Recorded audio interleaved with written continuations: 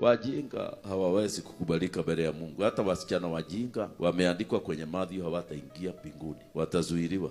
Mkubali kuwa watu wakubwa, hiyo it depends on you. Lakini ukizidi kusema Baba Mungu, hata kama utaona nifagia fagia, utakuwa na uchafu fagia, hiyo ndio umekubali. So kuna watu hapa tukiwaombea hawezi kuwa wakubwa, wameresist. Hata kuna mtu nisikia akisema Baba Mungu, mimi sitaki pesa nyingi tu, ukinipa chakula. Huyo mtu sasa ukimuombea ataenda wapi? Na accept little food, hata hataki kusaidia relatives. You must begin with accepting. Nimekubali position ile Mungu utanipa, nitaishukua katika jina la Yesu. Nakubali ya kwamba I will be a leader, I will not be a tail. I will be the head, I will not be a tail.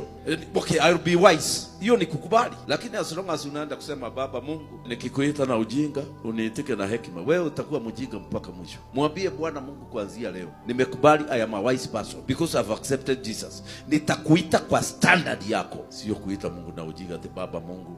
Saa hiyo umeongea vibaya ndio unasema niko mjinga. Wajinga hawawezi kukubalika mbele ya Mungu. Hata wasichana wajinga wameandikwa kwenye Mathayo hawataingia mbinguni, watazuiliwa. So wajinga, Bwana asifiwe, mwashe ujinga. Na wala mnazidi kusema ati mimi ni bure, takataka, sifai, hata nafaa kukanyangwa. Endelea kukanyangwa, lakini ujue ni wewe unajikanyangisha. Amen.